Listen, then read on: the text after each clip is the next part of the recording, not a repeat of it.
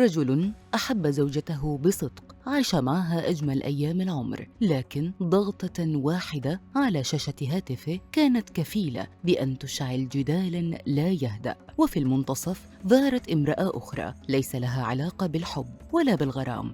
فما الذي جعل الزوجة تصرخ وتهدد وتفكر بالانفصال بسبب شقيقته؟ وهل كان رد الزوج صادماً أم مؤلماً؟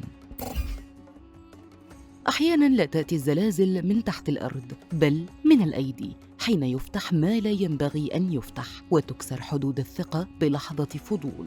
هو رجل من الرياض يعمل موظفاً، طيب القلب شديد الوفاء لأسرته، نقل إلى الطائف برفقة زوجته وبدأت حياتهما هناك هادئة جميلة شبه مثالية. لكن شيئاً واحداً كان دائماً يلقي بظلاله: الغيرة. زوجته التي كانت تحبه حد التعلق كانت تغار بشدة، حد أنها لا تحتمل أن يرى غيرها أو حتى يلمح بالإعجاب لشيء لا يشملها. ورغم بساطة الحياة بينهما جاءت لحظة لم يكن يتوقعها. في غفلة من الزمن قررت الزوجة أن تفتش هاتف زوجها، وبين الرسائل والتحويلات البنكية وجدت شيئا جعلها تثور: تحويل مالي كبير، لا لحاجة طارئة بل لأخته. بدأت تسأله، تتهمه، تشكك في نواياه. لم تستوعب الفكرة، لم تقبلها، وبدأت المشكلة تكبر. الزوج جلس صامتا ينظر لها ثم قال جملته الحاسمة: إذا طلقتك أقدر أتزوج غيرك، لكن أختي ما لها أحد غيري، أمي وأبوي رحلوا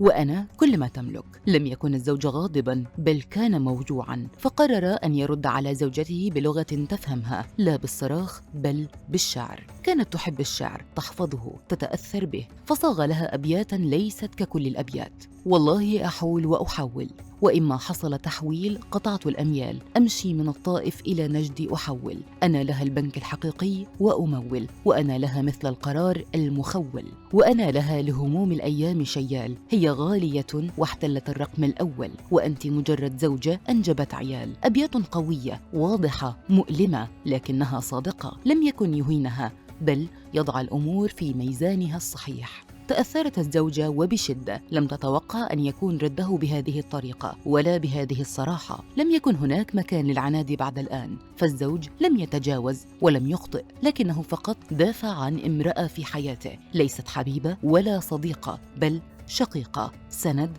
وقطعة من روحه. ثم أنهى حديثه بكلمة بسيطة لكنها تحمل معنى عميق: بين الزوجين خصوصيات، لكن ليس كل شيء لابد أن يعرف أو يفسر. هناك أمور لا تتعدى صاحبها. في زمن بات فيه كل شيء مشاعا وكل هاتف بوابة مفتوحة للشك، تثبت هذه القصة أن الثقة لا تعني أن تفتح كل ملف وألا تعرف كل تحويل، بل أن تفهم دوافع من تحب وتؤمن بأنه لا يقف دوما في الجانب الخطأ. الزوج لم يخفي سرا، لكنه فقط لم يتوقع أن يتحول واجبه تجاه أخته إلى الضد. والزوجة رغم غيرتها أدركت أن هنالك نساء في حياة الرجل لا يمكن مقارنتهن ولا ينافسن، مثل الأم والأخت.